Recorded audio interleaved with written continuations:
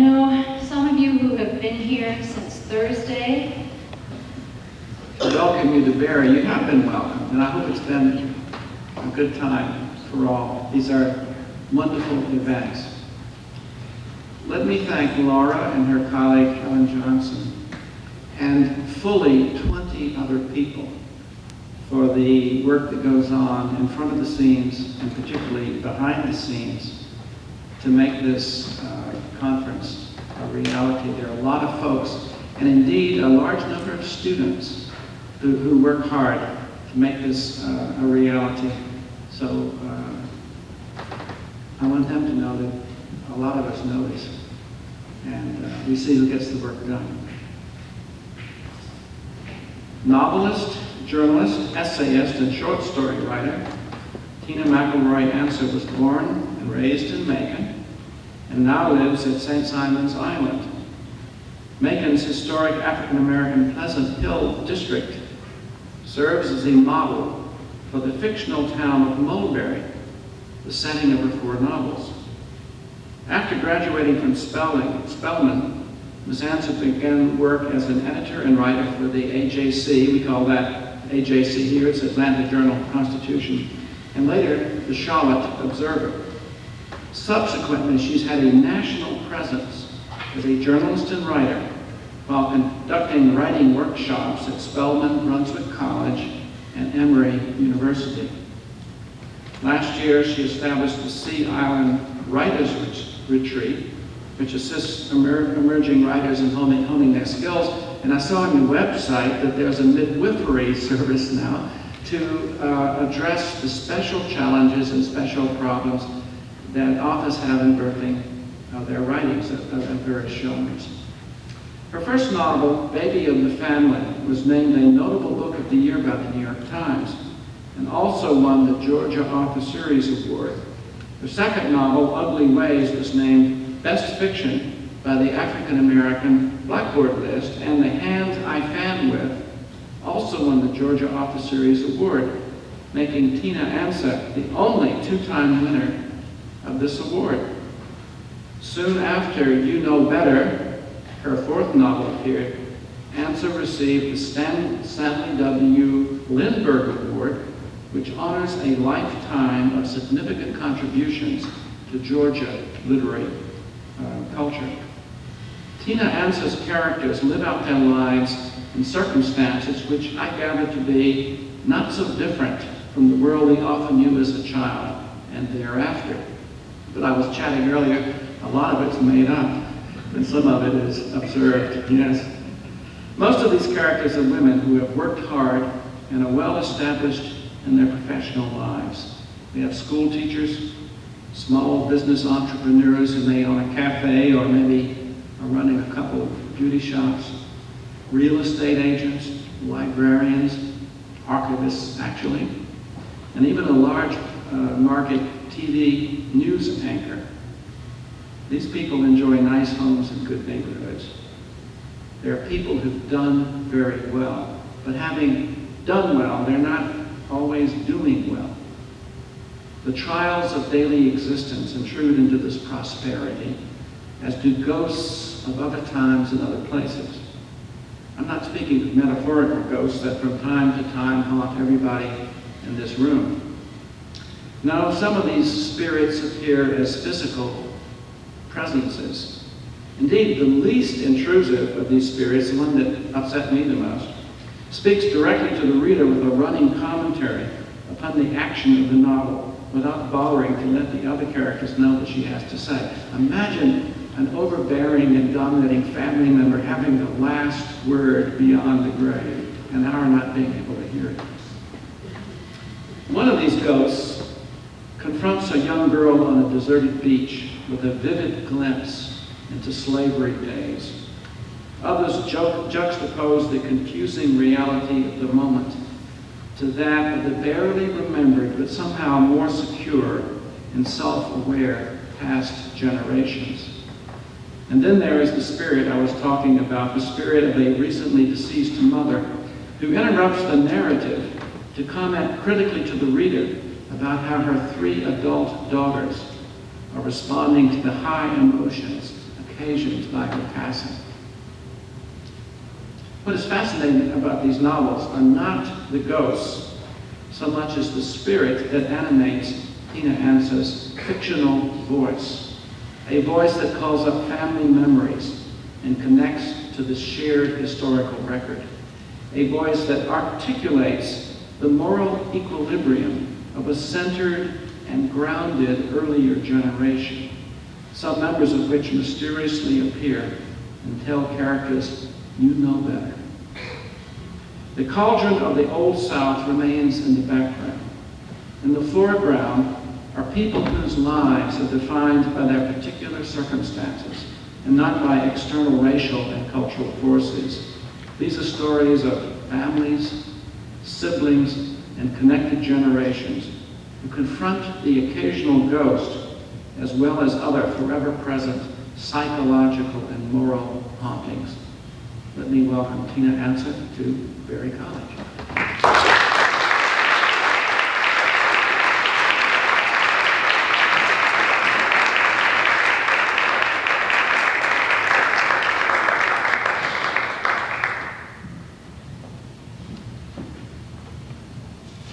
Good evening. Well, it's my joy to be here. I have a husband who works in the studio next door to our house. And those of you who have made families, any of those things, know how people make demands of you, especially when you're a creative person, and sometimes when they're a creative person. And I have learned that if you give a little bit, you know, you can get a little bit more time. And people stop me and call me, and I'm in the middle of some wonderful, wonderful part of my book, and say, hey, babe, you know, you make me a sandwich? You know, the most mundane thing in the world, you make me a sandwich. And I've learned, you know, instead of bitching and moaning and fussing about it, that it helps my spirit and helps the whole spirit of the household for me to say, it's my joy. Not my pleasure, it's my joy. And I thought I was doing very well until I realized each time I said it, he just laughed. And I said, oh, is it coming through what I'm feeling? So when I say it's my joy to be here, I don't mean like when I make my husband sandwich.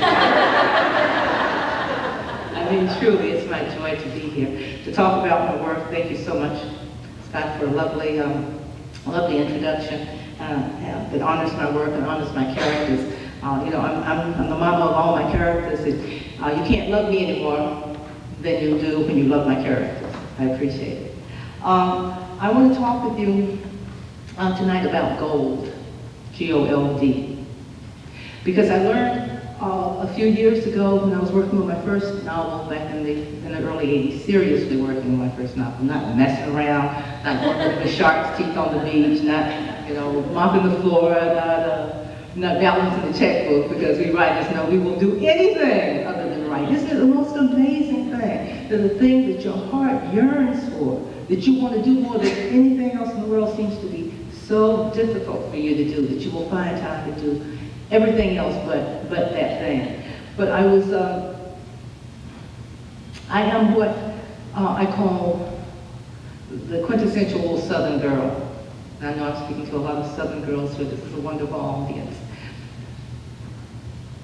who always knew I wanted to be a writer, was blessed enough to be a number of things, to be a woman, to be a girl child, to the baby of the family, to be African American, to be Southern, to be Catholic, kind of small Southern, for the most part Baptist region, to know that life was different for me, to make me stop and notice things, all these things. I knew that this was interesting.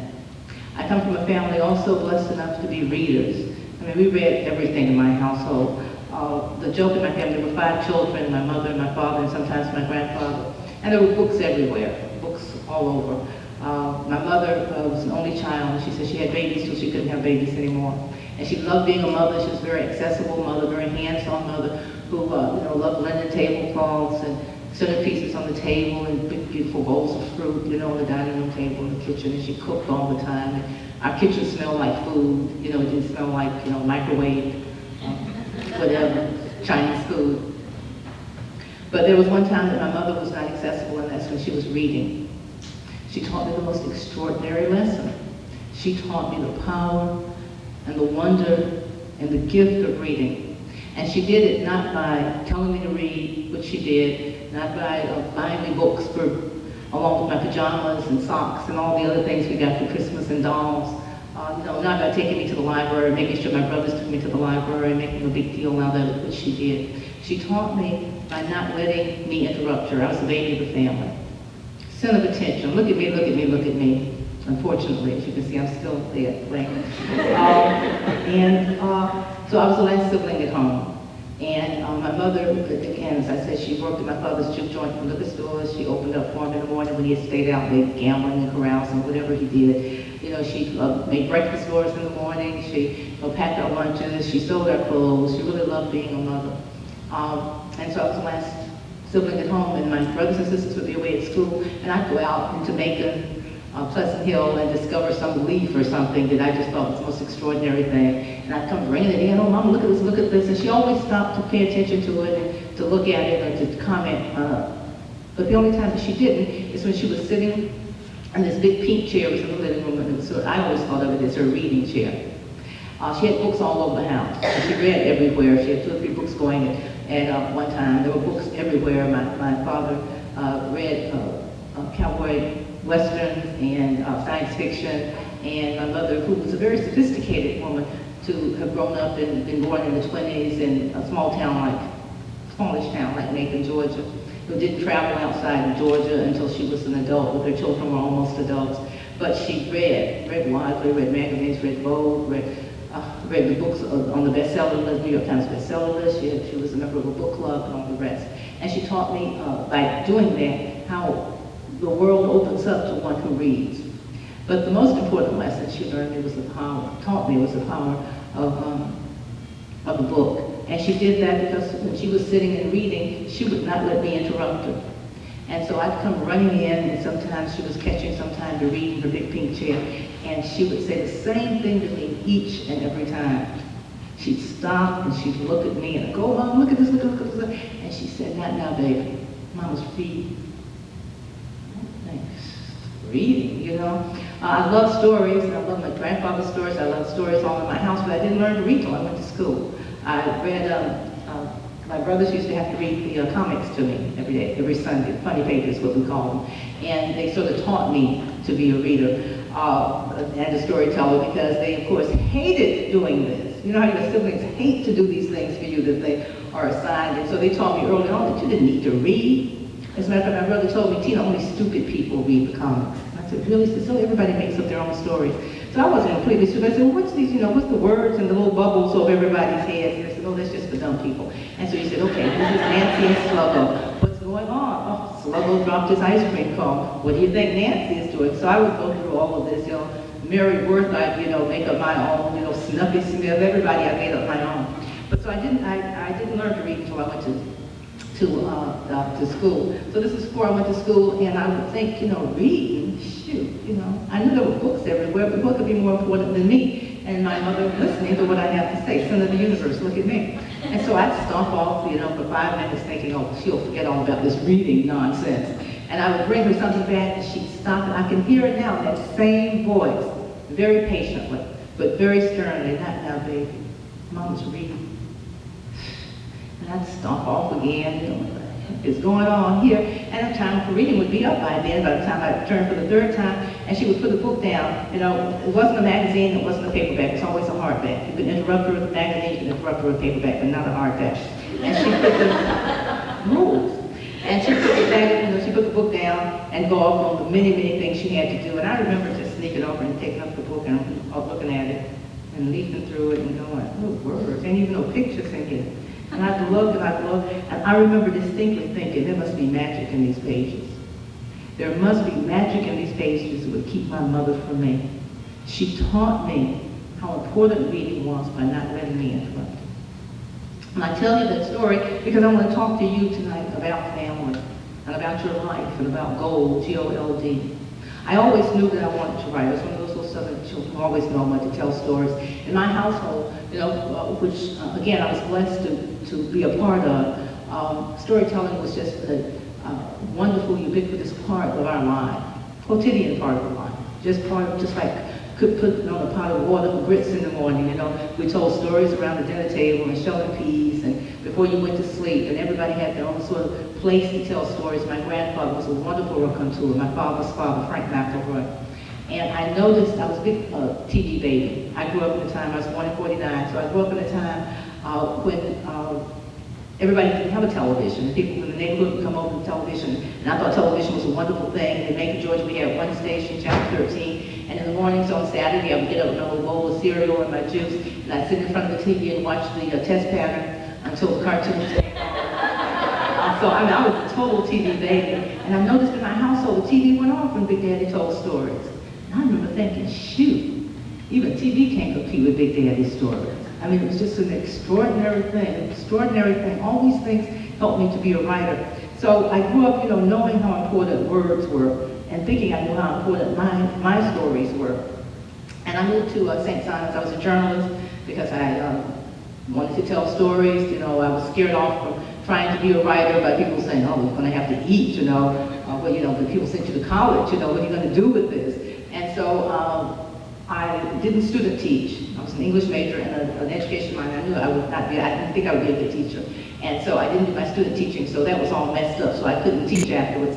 And in my senior year, I discovered journalism. And so one of my old roommates was the editor of the school newspaper, and she said, Tina, you know, you're a writer, you know, you really should be. And so I went there and I went, oh my God, they will pay you to ask questions and to be nosy and to sit around and tell people what they've done wrong in this story. This is wonderful. And so I became a journalist, and I had spent my life thinking, oh, I'm a writer and not doing the work.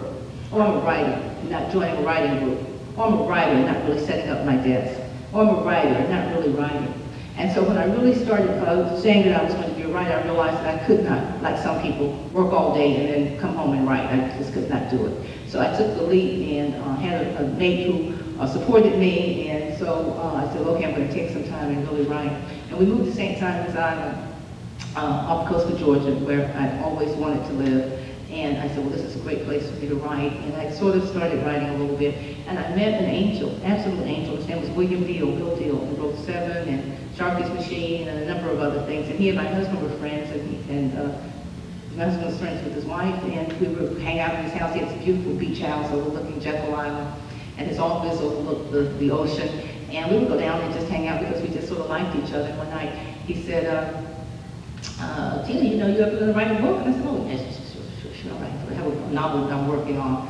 And I hadn't even looked at it, you know, in months. And he said, you'll have to let me see it sometimes. And I said, oh, yeah, I'll let you see it. He said, no, get in the car and go home and get it now. So I went home, and I just happened to have been in a workshop with John Oliver Killings, who wrote wonderful, wonderful books. And then we heard The Thunder and Young Blood. He went to school with my father. He was from Macon, Georgia. They graduated in the same class. And he had come back a year before to do a workshop in Macon, Georgia. And all he had to do was get there and have pages. And I got on the Greyhound bus and went back. And so I had these pages that I've been working on. They'd done a short story, and I'd send them off and get rejections. And I'd sit on the back porch and cry, and I worked on them a little bit more, send them off. So it was growing. I knew it was a novel. And so I had these pages. I told him I had about 75, but I probably had about 45. And I showed it to him, and you know, one of the things that I tell emerging writers so often, I hear the laughter here, and I know the laughter is laughter of recognition.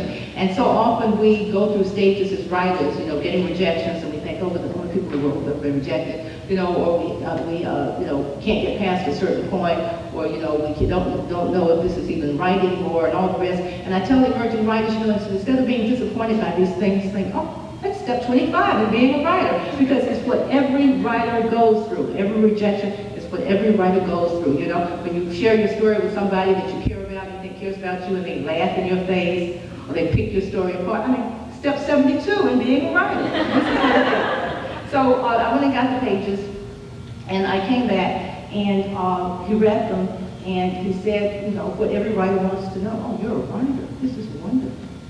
If you get you know, 100 pages together, I'll send it to my agent. And his agent at the time was Owen Lasker, who's the head of the literary department at William Morris. And I knew a deal when I heard one. And I buckled down and started writing, and I didn't have, we had become freelancers, my husband and I. And so all the stuff that we had accumulated when we've been working as journalists and doing other things, Before it was sort of breaking down, so my computer had broken down, I didn't have money to fix it, so I really didn't have a computer. My car broke down, I didn't have couldn't fix the car, and we were freelancers. So my husband said, we'd do anything. And Bill was a real angel, Bill Deal, and he helped us with the car, and fed us and gave us money, and gave me this little computer.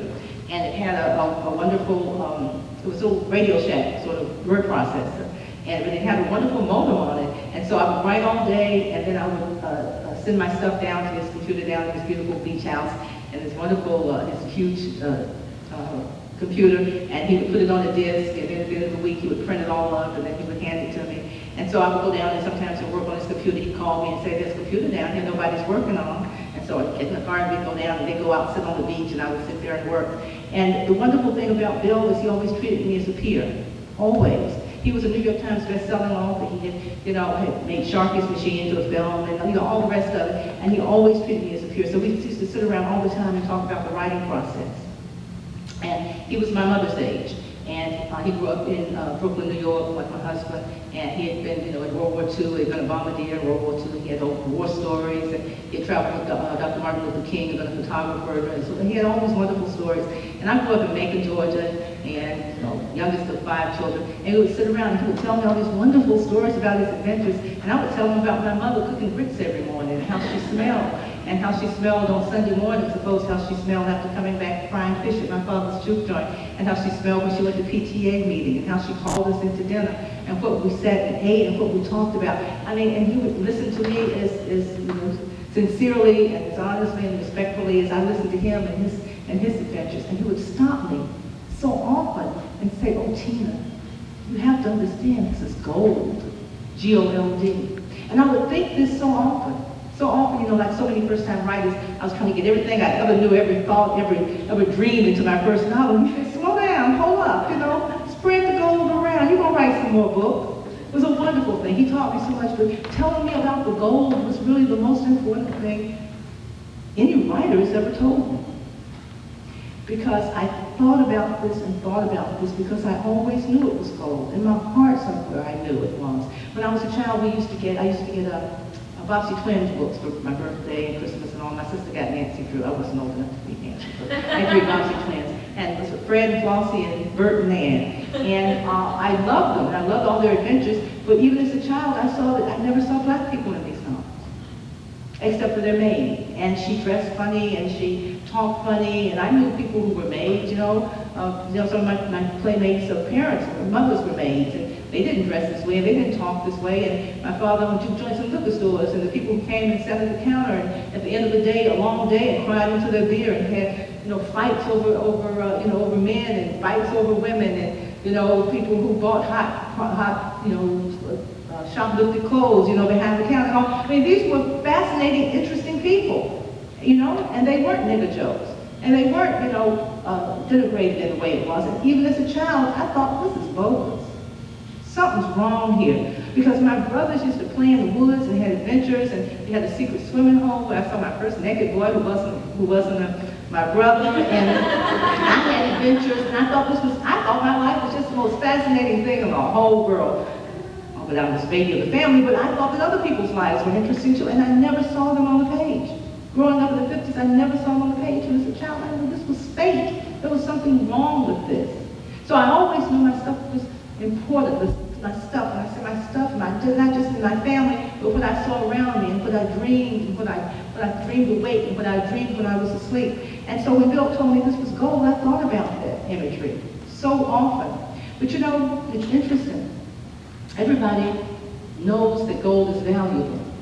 But people walk over gold all the time. I mean, how many centuries did people walk over gold before the gold rush in California? Before the gold rush in Dahlonega, North Georgia? It doesn't make any difference if you think your stuff is gold, if you go looking for gold, if you don't know what it is. You have to recognize gold. And when you find it, you have to be able to mine it and bring it out of the ground. You got to be able to recognize fool's gold. That's a real important one. Let's let this sucker go. It's not going to be a story. It's never going to be a story, okay? There may be some good elements in it, but let it go. This is not the real thing. And once you mine the gold, you've got to be able to refine it, because otherwise it's just a clump of ore. You know, you've got to be able to then turn it into something, into a coin or into jewelry or into a chalice. All these things should have to do with gold. So I think so often, I was thinking so often about gold, you know, and again, I always knew my wife was gold.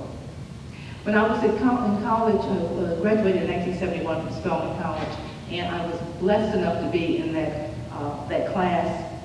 I was taught by Gloria Wade Gales, who was teaching in Morehouse College at the time, and we could take classes in any college in the Atlanta University Center.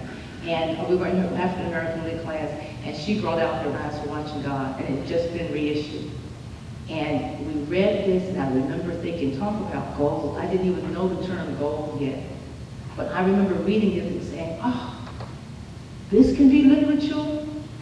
Because I knew that I had read, you know, Langston Hughes, and I had read Black Boy, and I had read, you know, I had read all the things that were called classics then, that were mostly about men, and mostly about urban experiences, and mostly about northern experiences. But this is a woman who was talking about bean pickers, and folks who drag mules, you know, and folks who played a tune on the box. And I said, oh, you mean to tell me this can be literature? And I realized that the things that I was holding in my heart were gold, how my mama smelled, you know, what my father did, you know, when we would open up the door, and, you know, why he wasn't away, and what the difference between a hoe and a hoe was, and, you know, all the things that, you know, I had been sort of saving up. And that was gold. But again, you know, we think that so often, especially emerging writers, think that the gold is out there somewhere. You know, the gold is in Tiffany's, you know, the gold is, you know, in Europe, the gold is in Africa. No, the gold is all this stuff up in here. It's all up in here. You know, I just see all of us walking around, oh, gold mines. You know, just veins of gold running through us. Running through us, but we have to respect it, and we have to mine it. And so often, again, we look out there for gold. I had an experience with a student in the Atlanta University system about, oh gosh. Again, I was just telling Trudy, it's so amazing as you get older. You keep saying, oh, that was about 15 years ago, and you realize that was in the 70s, that was 30 years ago. But at any rate, this was about 15 years ago. Let's say it was about 15 years ago. And he was so sincere. This was a young man, and he stood up, and he's a handsome young man, and he was nearly in tears. And he said he wanted to write, and he wanted to write about the African American experience. But he grew up in the suburbs. You know, and his parents were doctors, and he hadn't had that African American experience. You know, sweetie, I told him, your gold is inside of you. Whatever you're looking for, this authentic is whatever your experience is, and it doesn't have to be one thing. So often when I speak to a crowd like this, and I only see a few faces that look like me, it does not matter. We're talking about your gold. We aren't talking about a certain color of gold. We're talking about your experiences that are truly authentic, that resonate, that are universal as well as specific. You know, we're talking about honoring what's authentic in you. And of course, everyone does not write about their lives. You know, it is indeed fiction. It's not always your experience, but it's that gold that's in you that you know so well that it may as well be your life. You can write authentically just by doing that. Just by writing, you know, just by honoring yourself. I have a friend, Mary Hood, who's a writer. Some of you may know Mary. I love Mary Hood. And Mary Hood says that when you're doing what you're supposed to do, quoting someone else, that when you're as a writer, when you're doing it, which works in life too.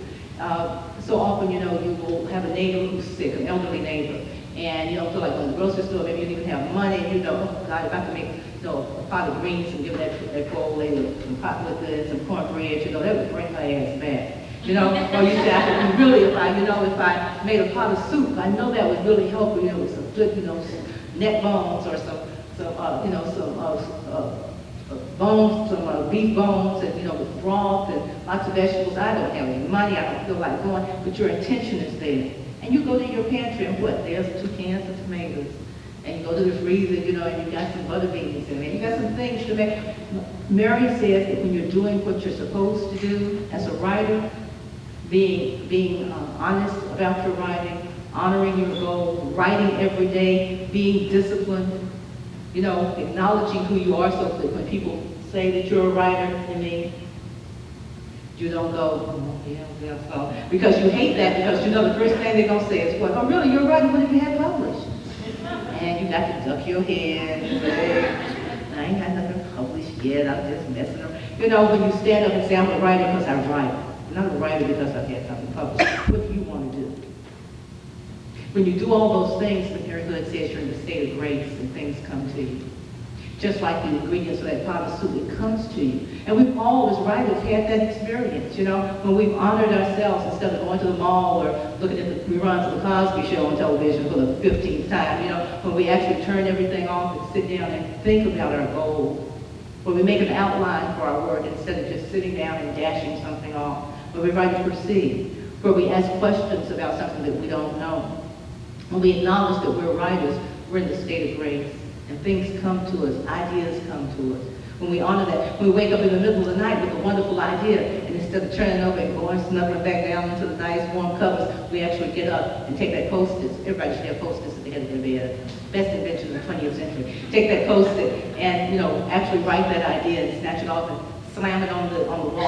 Sometimes I wake up in the morning, this is the most wonderful thing in the world as a writer, and I know we've all had this experience because I don't write on pads anymore. Because what you do is you wake up in the middle of the night and you have this pad at the head of the bed, you write this wonderful idea, and you go back to sleep, you wake up again and forget that you've written on that page, and you write over it, and then you wake up and you write over it again, and you wake up and there's chicken scratch. Oh my God, there's gold on this page, I just can't read it. So with the Post-it, you know, you write on, I love the ones that are about 2 inches by 2 inches, because I know exactly how big they are, and I write on, I don't even turn the light on, the cat sometimes pounces on me when I'm scratching on that, and I don't even turn the light on, and I write and I take it and slap it at the head of the bed. Some mornings I wake up and my whole headboard is just full of it, and I have somewhere to start. You're not starting with a blank page, you're not starting with a blank screen. You take your Post-its and you go in and go, oh, I have somewhere to start. It's a wonderful, wonderful tool. But you become a writer, you become whatever it is you want to be by honoring who you are and by honoring your goal. Again, as I said, my father owned juke joints and liquor stores, and I was a little Catholic schoolgirl growing up in Macon, Georgia. I was the baby of the family, and my father owned juke joints all up and down what used to be Broadway, Martin Luther King Boulevard now, and Mulberry, which is one of the reasons my little town is called Mulberry Street. And we would, no, I'm supposed to read. I'm sorry. I would sit there after school, you know, like somebody would go pick me up, and one of my daddies, Marquis or Gophers or whatever, would come and pick me up from school, and we talk on the way home, to my father's juke joint, and I'd sit at the end of the bar in my little plaid skirt, my little white blouse, and my little black and white catalogs, and I do my homework. And you know, it's so interesting, if you're a child in an unusual vocation, unusual situation. At first, people, you know, make allowances and they stop talking about things when you're there. But you know, when you're there day after day after day, you become like the, you know, the Pabst Blue Ribbon sign. You know, you become like the rack of Lay's potato chips. You know, and people start relaxing a little bit. And I would hear these wonderful stories, and I would hear stories of passion and love and of despair, and of, you know, having to swing on the back of that garbage truck one more time. I'm just gonna kill myself, and you know, never learning how to swim, and you know, stories about people that were children. I mean, people would just pour their hearts out. You know, you're drinking a beer, you're tired, you're at the end of the day, you know, there's somebody here who's a child who's not going to see you in church or know you when they see you in church, and they would pour their hearts out, and I would hear so many of these stories, and I always knew that they were golden, even before I knew that they were actually golden. I knew that this was something wonderful. And so when I started writing, I knew that I wanted to write about these stories. And I call them family stories, and they're not really my family story. They're all of our family stories. We all have these family stories. And I wanted to write about the South, and I wanted to write about people who swung on the back of garbage trucks, you know, who had passionate love affairs, you know, who nobody ever asked their story of. I wanted to chronicle them. And I wanted it to be literature, and I wanted it to be beautiful, and I wanted it to be funny, and I wanted to move people. I wanted people to read it one year, go back and read it the next year, and see something different in it, because they had grown, they had had a passionate affair, or they had had their hearts broken, or they had had a baby, or you know, they had gotten a new job, and they saw something in it. I wanted them to come back to my stuff the way they can come back to a great painting, and you see more and more and more in it. And again, the only way you can do that is by honoring your gold, by acknowledging your gold and mining it, and coming back to it, and making it into something, refining it, recognizing when it's stolen and when it's not. My first novel that I'm going to read from, am I keeping in time with me? Because I obviously am not. About how long? It is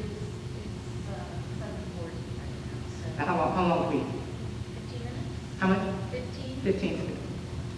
Okay. My first novel that I'm going to read from is Baby of the Family.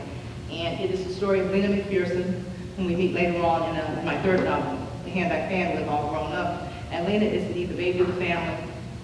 She has two brothers and a grandmother, her father's mother, her mother and father, and they live in a small town called Mulberry. People at Macon insist that Mulberry is Macon. Mulberry is not Macon, my hometown. But there are many elements like Pleasant Hill that show up in my fiction. And my whole, as far as I'm concerned, my whole writing career is going to be in Mulberry. It's just the most extraordinary, little, unusual, quintessential southern town that has all kinds of things that many southern towns wouldn't have. But in my town, I can put anything I want to in. This is the story of Lena McPherson, who indeed is born with a caul over her face, which is a thin membrane. Some children walk over their heads, their faces, their whole bodies. In every culture in the whole world, French culture, Native American, Caribbean, African, English, David Copperfield in Dickens' work was born with a caul over his face. In every culture, it carries with it a child born with a caul is a special child, a child connected to the occult, to the metaphysical, able to see ghosts, able to look at you and read you, tell what kind of person you are, able to see the future, a connection with the supernatural. And Lena indeed is this child. She was born in 1949 on the cusp of the civil rights movement, a lot of movements, the civil rights movement, the women's movement, the peace movement, and she is born into a family whose mother doesn't believe in all that old-timey shit, as she calls it. But at a time when black people were ashamed of things, of chitlins and watermelon, and all we know that the mainstream culture had made us ashamed of. And we're moving into desegregation, where we, drop so many wonderful things that were part of our segregated, quote-unquote, segregated life, threw them over our shoulders and didn't even watch where they landed. And so she is born into this time where people don't want to talk about things like feelings and dreams and haints and spirits because they were turned into nigger jokes. One of the things that I noticed when I started writing Baby of the Family, that I had just moved to St. Simon's Island, and I noticed in this small southern South Georgia coastal town that black people were so unconscious. You know how conscious what we are in the world, not just black people, but all of us, so aware of what we're thinking and what we're wearing, what we're doing, if we're like other people, if we have the right jobs, what do you do for a living, all these kinds of things. And I noticed on St. Simon's and in Brunswick, Georgia, black folks were like they were when I was growing up. And I would go to the Winn-Dixie or to the Piggly Wiggly, and two black women would be standing there talking about, what dream they had and who had come back to, them in the middle of the night. It was just the most extraordinary, wonderful thing. So I started thinking so much about that because I was born with a call. And I grew up, hearing, especially at my father's juke joint and his liquor store, hey baby, what'd you dream last night? And I tell them what I dreamed, and they go get this dream book, with stars and moons on it to see what number, we call it the bug, what number you're going to play in the, illegal lottery. And everybody, talk unselfconsciously, about grandmama coming back. And, we would name a child, by the taste of a certain taste of the mother. That mother, she had craving for peaches, they may name that child Mary or Sue, but you better believe they're going to call her what? Peaches. This is what people cut their, we used to be very elemental people, we cut our hair by the signs of the moon, we planted by the, corn by the signs of the moon, by things that were elemental that we were so connected with. And I started noticing how much we had gotten away from that. And this is in the early 80s.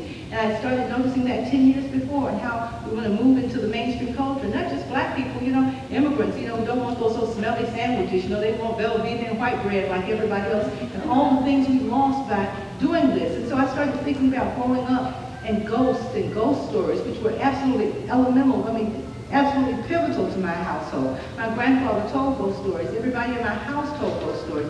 My grandmother told, who was this wonderful, spiritual, dear old woman. My great-grandmother told ghost stories, the sun was down, my mom don't die. And if you feel somebody sitting at the foot of your bed sometimes, don't you worry, because it's just grandmama. And you're my little puppy, put away the common child down. You're my little puppy, and I'm always going to be there for you. My grandfather told ghost stories instead of screaming and howling and running all over the place, because he could go home, and mama had to stay with us all night. There were ghost stories just woven all through. And then I started thinking, and what happened maybe in the 20s and 30s and 40s, that ghosts were mentioned, and it was a movie or even a cartoon that they just stopped showing on TNT. And a black person was on the screen, it was turned into a nigger joke. eyes would bug out and hair that looked like mine would stand on the end. Oh, speech don't fail me now. And I remember thinking, well, how bogus? How bogus? Because in my household, ghost stories were something rich and wonderful and deep. And I started thinking that if I'm a writer and I can write stories and I don't put this at the center of my stories, then I'm as bad as people who tell nigger jokes. Like women who sit around and let people tell tits and ass jokes in front of them. I'm part of the problem. And so I decided in my fiction to snatch back my culture. Snatch back all those ghost stories and paint stories and scary stories and things that make your eyes bug out and your hair stand on end and throw them down on the ground and just roll them. Snatch back my culture. And this is what I wanted to do in Baby and Family. I want to read a chapter called Rachel, Scott mentioned, about a ghost on the beach. Lena is 7 years old, and she and her family go for the first time to the beach on a vacation. She and her aunt and aunt and uncle and another family, so there are 3 families there. And Lena's never seen the ocean before. And one day, the boys, her brothers, are always supposed to watch her. How it is with babies, and under threat of being killed, whipped to death if they let something happen to Lena. And of course, they get busy and let Lena wander off down the beach by herself. This is called Rachel. It was low tide. Lena didn't know it was called that, but she knew that the ocean was different because she could now see the big brown pelicans congregate out on a long, narrow sandbar that was not even visible a few hours before. Every now and then, another 3 or 4 would glide by her, flying just inches above the waves and swoop down on the island, insisting each time that their brothers and sisters find room for them to land. To Lena, the birds looked ancient, like something from another time before creatures like her mama and her daddy and her brothers walked the beaches. As she strolled down the beach, she stopped for a while to watch a school of mullet leap and splash not 3 feet from where she stood at the water's edge. Lena could see the dragonflies and the sandflies and the gnats hovering above the water's smooth, still surface. Each time a big fat mullet going after an insect jumped out of the muddy water. The sun turned its silver color as it fell back on its side, and Lena let out a little cry of appreciation. When the fish moved on to another feeding spot, the girl looked down at her feet, sunk nearly ankle deep in the muddy sand of the ocean floor, and saw the darting figures of minnows swimming fearlessly over her toes and behind her heels. She tried to keep her feet as still as possible because the smallest wiggling of her toes would produce clouds of mud in the water and disturb the tiny fish. The child really enjoyed the feeling of communion with other creatures with the small fish playing around her ankles gave her. Bugs and small crawly things didn't bother her. The only thing that crawled on the ground that she was truly afraid of was the black crusty roll-up bugs that her brothers delighted in throwing on her and throwing in her hair and dropping down the back of her blouse. If Raymond and Edward were here, she thought, as she watched the tiny fish play with her toes, they would feel called upon to go whooping and running through the water trying to catch the poor little thing. Boys. Then she sucked her teeth in disgust the way her grandmother did and walked on. Lena was looking for a particular place just a little farther down the beach, where the big rocks that lined part of the coast formed a low overhang facing the ocean. At that spot, she was sure there was a curve in the beach that created a protective little cove where she could sit on the dry, pure sand and feel the ocean breeze blow over her face and chest.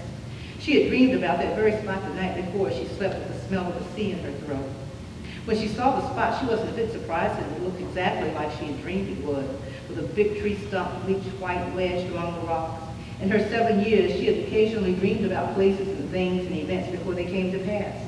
But she was a bit startled to find a barefoot black woman dressed in a long, filmy maroon dress, sitting on the huge stump of driftwood with her knees pulled up to her chin and her arms wrapped tightly around her bent legs.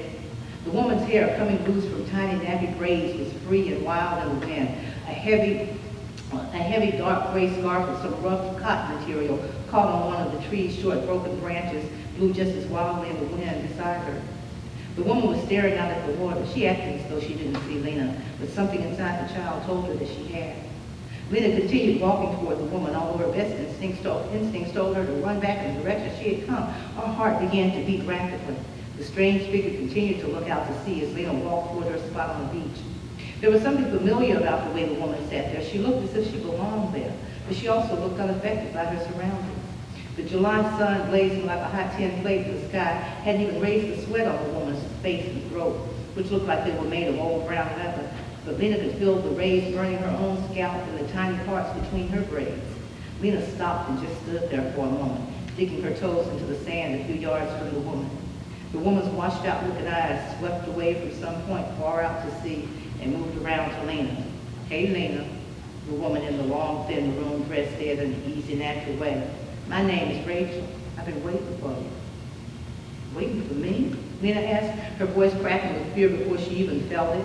How you know who I am? I don't know you. Oh, I know all kinds of things, the woman said. Why don't you come over here and sit down next to me?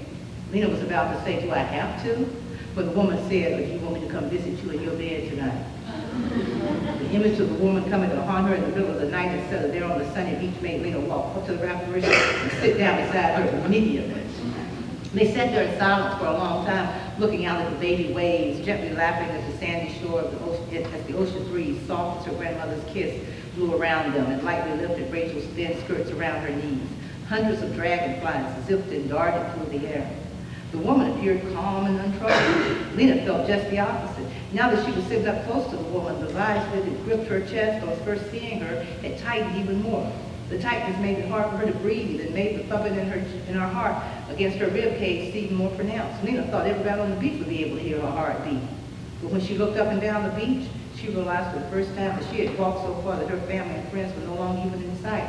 She began to panic. What's wrong with you, girl? What you scared of? Rachel sounded a bit annoyed. Lady, I'm scared of you. Shoot. The woman snorted and pulled the child closer to her on the tree. Rachel smelled like something out of the ocean, salty and wet all the way through, and her skin was scratchy with grains of sand. Lena now sat with her head full of long reddish braids tucked up under the woman's smelly armpit. You ain't got no cause to be scared of me, a child like you. You gonna see a heap more like me before you dead too. Lena shuddered at the thought, and the feel of Rachel's clammy skin and clothes pressed next to her face and arms and thighs.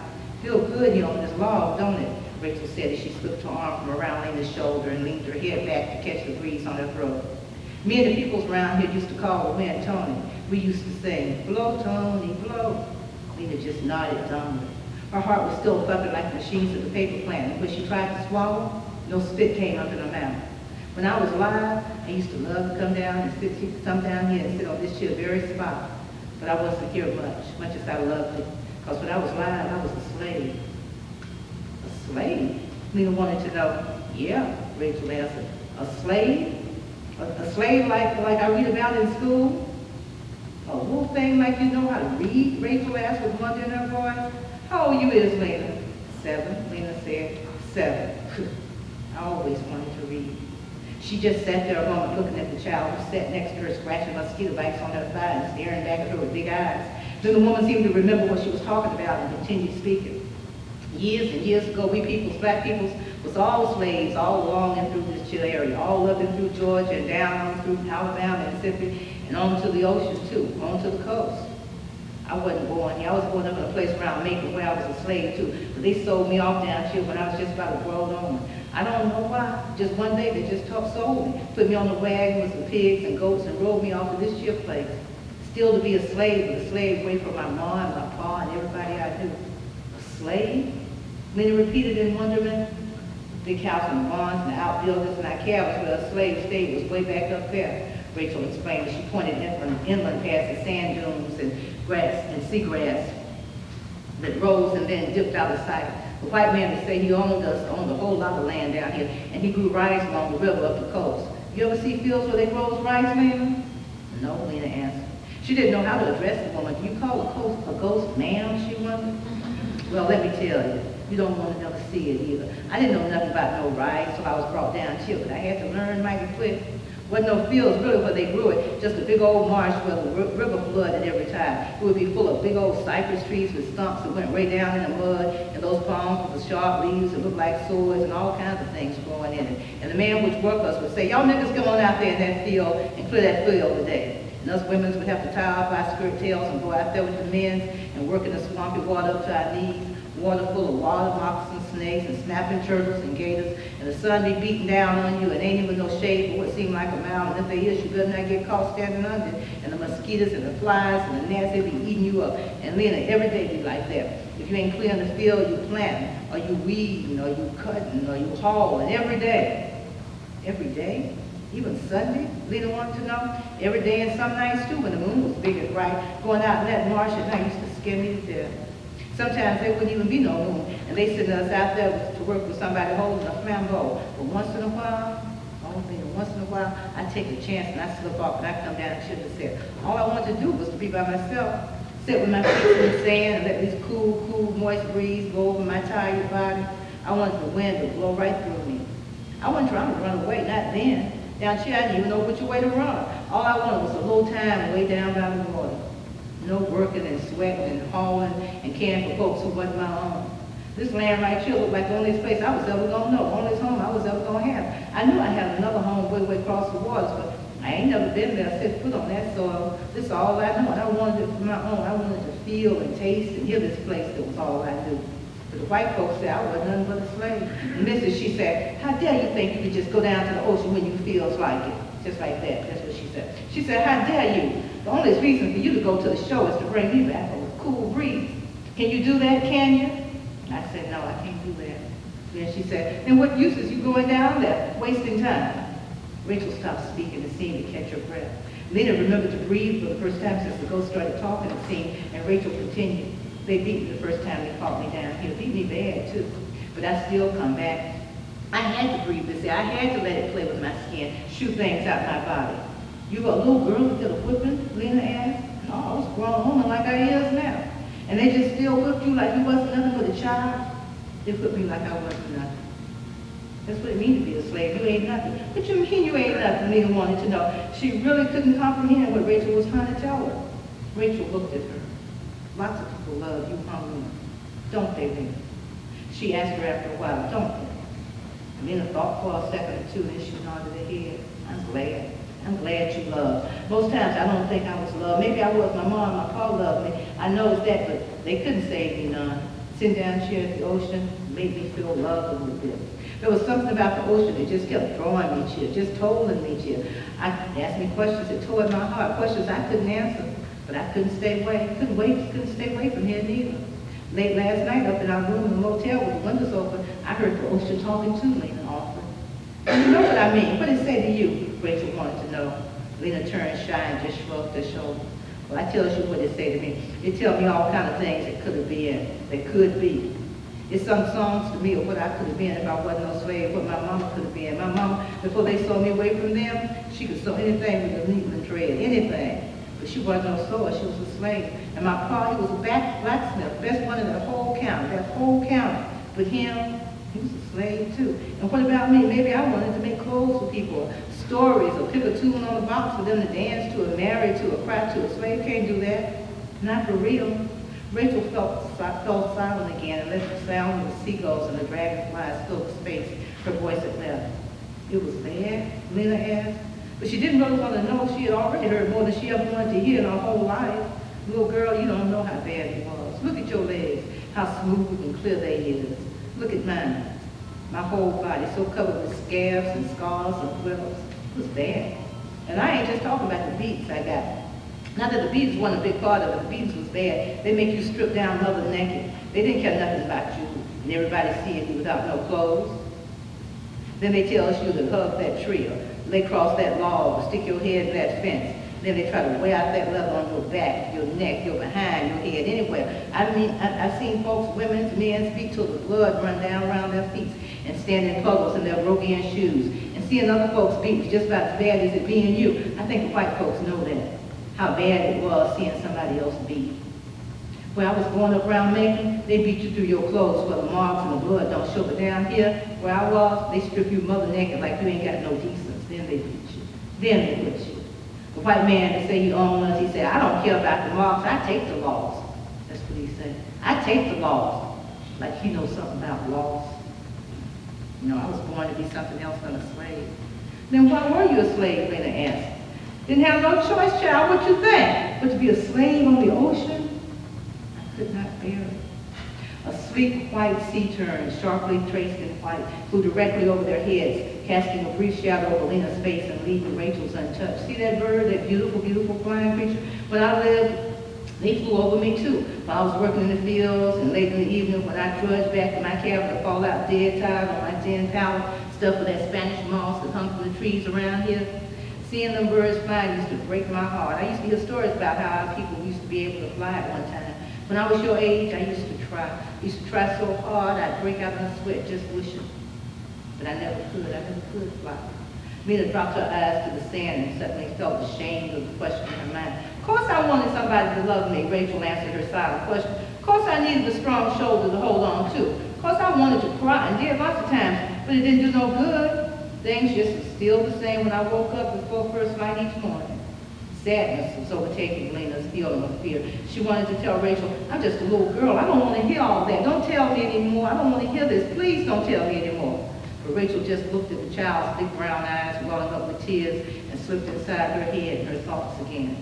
Child, she said softly, do you know how long I've been waiting for somebody like you to come along so I can tell them all of this? So I can share all of it with you? You think I'm going to tell you? You think I'm not going to tell you now I got you on my beach? I've been waiting for you.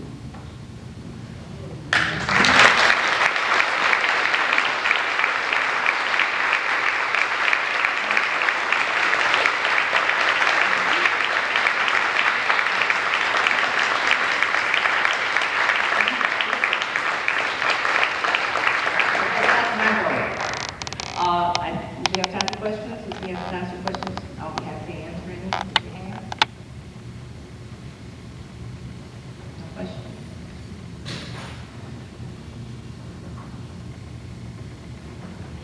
Yeah, I wonder if you plan. I'm sorry, I can't hear you. I wonder if you plan on writing. 26 minutes. That's how long the sitcom is, and it sort of wraps up. You know, I trust my readers to continue with the story. The story doesn't end there, that they have ideas of what happens to her. And so when I finished, you know, people would say, you know, well, what about Lena? I said, oh, you know, you tell me what about Lena. What do you think happened? And I was so through. And then I wanted to write I always wanted to write an erotic novel. You know, I always, as a child, I used to read my mother's Lady Challenger's Lovers and, you know, From the Terrace and all these books she had by her side of the bed. And I always wanted to, I could read and I was precocious in some way, but being the baby of the family, you know, they love to keep us ignorant for a while. I think they think it keeps them young. I don't know what that's about. But you know, you don't know things that your older siblings know. And I would hate the parts where we'd get to the good parts and it would fade away. And I would think, no, don't fade away yet. I don't know what they're doing. What's he putting where? What color is it? What's it feel like? Why is she screaming? I always wanted to write a novel that didn't fade away, that showed, especially black people on the page, that showed people loving and where it didn't fade away, where there was, you know, I saw what color it was, where he was putting it, where she was putting it, how it felt, and all the rest. So I wanted to write an erotic novel. And, you know, my mother and father were still alive at the time. So I thought that my readers would allow me a little bit more leeway if there was a character that they already knew. So I thought about dealing with Lena from Baby the Family. And she had grown up, I knew where she had gone to school, I knew what business she was in, I knew everything about it, just like many of my readers did. They may not have thought the same thing I did, but imagined the same thing I did. But so I knew that I would deal with her. And so as a matter of fact, I was on book tour for Ugly Ways. And my husband was taking me to this little airport, it's big now, a little airport on the mainland in Brunswick. And we were going down this road. I know exactly where we were, and I was talking about my next novel. And I was saying, you know, I know it's going to be a love story. It's going to be really erotic. You know, it's going to be embarrassing to read and aloud and all of that. And I said, and Lena's going to be my main character. And I said, but I just don't know who she's going to, you know, fall in love with. And you know how your people who are close to you will look at you like, are you nuts? And I'm telling him, he turned and he looked at me, and he said, who else would Lena fall in love with for the ghost? And I mean, it just opened up. I had never thought, I have to admit, I really hadn't thought that. I hadn't gotten that far in the thought process. So that's why Lena is in the, you know, in my third novel. So I think of myself as a very organic writer. You know, like things grow from a seed, it grows out. It just doesn't one day appear, one day we're going to write about this. Each one of my novels, I was sort of thinking about it as I ended the previous novel, of what the next one is going to be about. So again, I was through with Lena when, you know, we finished The Hand I Fan With, and everybody wants to know, you know, is she pregnant, is she not pregnant, what's that about, is it change of life, you know, is Herman going to come back, you know, is she going to have a little baby ghost, you know, what's going on there. So, and to me, you know, I don't know, I may, you know, I may not. It depends on, you know, if it organically happens. Are there still plans to turn into a feature film? A film, you said? Yeah, well, hopefully, my husband is a filmmaker, and we've been working on Baby the Family, this novel, for about, what's going on, 6 years now. We're doing it ourselves, and it's an independent film. He is directing, he's making his directorial debut. He's a director photographer, and has worked on other people's films, but this will be his first film, and I feel very confident giving my baby to somebody I was sleeping with at the time I was writing it. And I'm executive producer, and it's just, it's a work. It's a piece of work. It's a work of love, but it's very difficult to make African American films. It's very difficult to make independent films. I was talking to Scott about this earlier. You know, we had a little spurt there where there was real interest in independent films, and then of course the studios then kind of came in and took them over, and now they have little companies and little offshoots that now do independent films. So it's big studios making independent films. It's difficult to make a film with all black cast. It's not a violent film, or it's not a buffoonery, an act of buffoonery. And it's hard to find money. If anybody here knows somebody who has a couple $1 million, it's a small film. It's less than $10 million, between $5 and $10 million. But the budget's changed. And so I was telling someone earlier, I go kiss a lot of frogs looking for a print who's going to back our film, because again, we have everything in place. We have a wonderful cast of Alfred Woodard and Loretta Devine and Shirley Ralph and Vanessa Williams and Ruby Dee and Todd Bridges. We have a wonderful group of folks who have stuck with us for a very long time. But we don't have the finance, we have the place, we have the script, we have everything. So one of the problems is when you are, as I say, I'm an executive producer, I pay the cost to be the boss.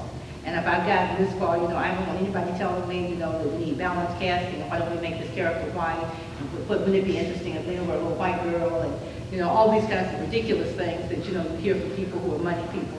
And so you just keep plugging at it, and it'll be what it is when it is. Well, I'm sure we're Pray going for to it. return on it. There's a lot of people out there waiting to see it. I know, I get emails, every week I get emails from people. Did I miss it? Did it come out? And, and I didn't see it. I would, when I started on this journey, I never had done films before. My husband was a filmmaker, and I certainly been on the set with him and seen sort of how films were made. I'm not I used to not be a collaborative person. That's why I write novels. You can write a novel by yourself. You can't make a film by yourself. And when my husband was at the American Film Institute at AFI, I'd go and visit him, and each student had to make 2 films a year, and it was just, to me, chaos. Everybody was in the editing room, and everybody had an opinion, and I was just like, I used to have to get up and walk out of the room. I couldn't even be in there with all those ideas and thoughts. But having worked on the film for a while now, at first, after like the first year, I used to just say, oh God, I want my life back. I want to get up and write in the morning and write all day. I don't want to be on the phone. I don't want to talk to these people, that I would never have a conversation with. I don't want to beg for money. I don't want to be the mama in charge of everything. I'm the baby of the family. People take care of me. And as executive producer, this happens so often where people would come up and go, well, this is happening and this is probably happening. And I go like, well, what you telling me for? And I go, oh, wait, I'm executive producer. Oh, that's okay, baby. I'll take care of it. Don't worry. Mama is here. So after the first year, I just wanted to be finished with it. I just didn't care. But about the second year, I heard myself answering people's questions. And folks would email me and ask me about filmmaking. And, I started going to conferences, and I'd be on camera, and I realized, oh, I'm a filmmaker now. Why quit now? I just got the skills to really do it. So I would love to do my other films. We have a production company called Down South Film Works.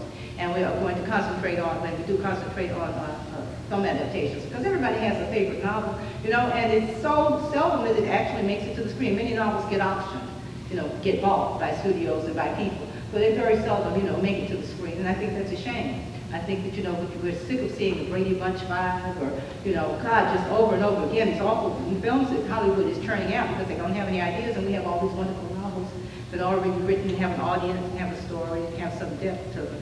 But I would not mind selling. I was too uppity when they first came to me about The Hand I Fan With, and the interest is sort of falling off. But I'd love for that to be a huge studio, $30–40 million film. We need that much to build Lena's house alone and her property. So, we'll see. Again, I mean it when I say pray for us, because I do believe in prayer, and I know that it's going to be what it's going to be. But I do know that we all have favorite actresses, especially actresses, African American actresses, and white actresses, others of color, that we just never see anymore, especially when they reach a certain age. You know, and you know they're not working because there aren't fine products out there and projects out there for them to work on. And so I want to be a part of that, of putting a lot of actresses and actors back to work in films that they can be proud of. Thank you. I have a website that you can sort of, keep in touch with me and keep up with what's going on with the film on my website, which is my name, www.tinamcElroyAnsa.com. What's that? I'm dead in here. She said your website's on her favorites already. I didn't hear you. Your website is on her favorites already. Thank you very much. You know what I thought what I thought you were saying? Which is what I really hear all the time is, well, if you have a part for somebody on the movie, anybody else? Could you repeat your website? My name, www.McElroyAnsa.com. I have a question. Uh-huh. You talked about the Post-it notes, Mhm. writing down. What other little tricks and tips in your writing? Well, I can tell you a little bit about the Post-it notes a little bit more, because I saw an interview with a historian, very erudite, scholarly historian, and because I love to hear about the process, about the writing process. I love book TV. I love, hearing about how people write and when they write and what was going on when they were writing. And the interviewer asked him, what's your process? How do you write? He says, well, when I get an idea, I write it on a little piece of paper and I throw it into a brown paper bag, grocery bag. I'm like, wow. And he says, I just keep throwing them in, and when the bag is full, my book is written. I take everything out, I have all my notes, and then I organize. I was stunned, just like you, I was stunned. But then I thought about it, what a great idea, because that's really how, many works come to you, bit by bit by bit, and you want to capture them in one place. But when I found the Post-it notes, I don't know if I have any with me, but the Post-it notes, they're such a wonderful organizational tool. Because so often, people will say, I have the story, and I say, well, have you started writing? Well, I got notes. Well, if you have them on Post-it notes, they stick where you want them to be. So, you keep your Post-it notes. When you wake up in the morning, you have all these ideas, and I go to my computer, and I don't start with a blank screen in case I don't have something that I'm working on. And so I just make a file, woman in a pink sweater. If that's, meaningful to me in some way. When an idea comes to you, have you noticed how fresh it is?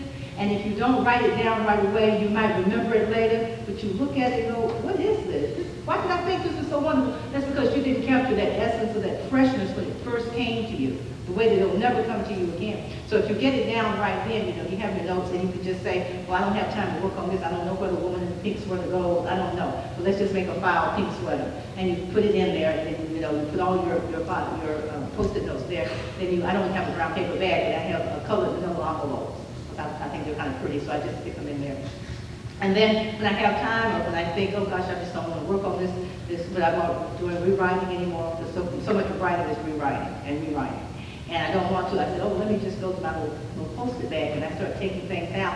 And what I find quite often is I like to go to the dining room table or something with a big surface, and I just take all the Post-its out and I put them on the table and they stick. So I put them all out and I go, okay, let's start organizing. And I go, oh, this is in chapter 1, and I stick these all over here. This is chapter 2. I don't know where these go, so I'm going to put these over here. And you really look, I'm very visual, so I need to see something right there. And so when you look at it this way, you think, oh, okay, these aren't just slips of paper. These, sometimes, if you don't have chapter 1, 2, 3, 4, 5, you can say this is the beginning, this is the middle, or this is the end. The other thing is that the first thing you should do with any kind of work is to write a proceed. Everyone should write a proceed. Just a synopsis of, I like to start my proceed by saying, this is a novel about redemption. This is a novel about forgiveness. This is a novel about ghosts. This is a novel about coming of age and finding yourself. You just want to get it into some kind of sort of kernel. One narrative, one page, double space. Don't go over one. If you go over one page, you get into intricate. You don't want to do that. You just write the beginning, middle, and end. As the novel opens, this happens. Throughout the novel, we learn this. By the end of the novel, we learn this. It will keep you as your blueprint. It will keep you on track. It will tell you exactly what you're supposed to do. Put it up on the wall in front of you. And then you might want to do a more intricate outline. Whether you want to do a narrative outline, or whether you want to do, you know, a formal outline with one, you know, small A, large L, if that works for you. Sometimes the first thing that I did when I started writing Baby of the Family, before I even really knew that I was going to be in Mulberry my whole writing career so far, is I started drawing a map. Because I started thinking, okay, they're in Pleasant Hill, they have to go across the Okiwachi River. Now, where's the Okiwachi River and which way does it run? And, you know, and once you have a map, and the butcher's paper is good for that. You know, the big paper, I go and ask my butcher, give me a big old piece of paper. Go, oh, Tina's drawing a map. And so I make a big map, and I, you know, over the years, I've just added to it and added to it. Places of Mulberry has grown. It used to be a smaller town, and over, you know, 40 years, it's grown bigger. So now there's suburbs, and there's a subdivision, and Lena's house is way out by the river, you know, and the cities that are close by, Macon and Atlanta, and other cities that are close by are getting close, Dublin, are getting closer and closer to Mulberry. So I draw maps. I also chart my novels sometimes. My last novel, You Know Better, it's mostly a road novel. Everybody's in a car, moving somewhere. And so I would chart you know, I draw a street. And for the last section where LaShondra is picked up by Miss Eliza Jane trying to get to Atlanta, trying to get the hell out of Mulberry, but actually she said she's going to Atlanta to Freaknik, because where a little freak like her gonna be, except the Freaknik. But she's driving real slow, and she's going to back roads, because Miss Eliza Jane's been dead 50 years, and even though she's got a Jaguar, she's you know, afraid to drive so fast, but they drive too fast on the expressway, so she's inching her way on the back. So I just made a back road, and at each point I would draw a little card. I didn't draw, but you know, worked for me, a little card, and they went through a rainstorm, so I had a rainstorm, and they flew through a flock of redbirds, and it just gives me some idea, because you know, this is how you want your novel to go. Ooh, whoa. You want it, not necessarily that, but you want to have some art. You want it to have, you know, this, at least that's how I write, you know. There may be some people who write novels, ooh, like this, you know, or like this, you know. But I like mine to have some kind of flow, you know. I'm a woman, I like curves, and I like flow. And so, you know, having that flow in front of me helps. You know, I like putting things on the, you know, on the wall. I also like to do characters of my characters. You know, you should know so much more about your characters than goes into the novel. You know, one of the first questions that I like to ask is, when did this person lose their virginity? So the first time they were intimate with somebody. You know, was it with a man, or was it with a woman? Was it when they were a child and playing games with their little friend next door, or was it after they finished college? I mean, you know, these are things that define the people who you are, you know, who you're creating. And you don't necessarily include that in the novel, but that informs how that character is. And these are also things that you can do when things are sort of slow, because you aren't always creating. You know, Bill Dill told me I would find him so often sitting, looking out at this beautiful view of the ocean, when I would come down to work on his computer, and I would say, oh, Bill, you're not working. And he would look at me very seriously and say, oh, thinking time is working time. Thinking time is always working time. But you want to use that thinking time and not just sort of drift off. And, you know, writing things down, keeping notes and making outlines and having them proceed. You know, I tend to, people who know my work tend to sort of go all out there, you know. And I have a wonderful editor who's also a writer, Blanche Richardson, and she's always teasing me. She always calls it Tina and the Mule on the Road. And she says she'll let me go as far as I can go, because she likes for me to go out there, because I always bring it back to the road. But she said sometimes, she said, Tina, you're out in, you got the mule that's out in the cornfield, and he's going to run amok, you know, you got to bring it back. And your foresee and your outline and all these tools will bring you back to it. Because if it doesn't work for the novel, if it doesn't make the novel progress, if it doesn't add to the novel, if it doesn't enrich the novel, you've got to be brutal and say, this is good stuff, and it does not belong here. Let's make a file and put it aside and use it somewhere else.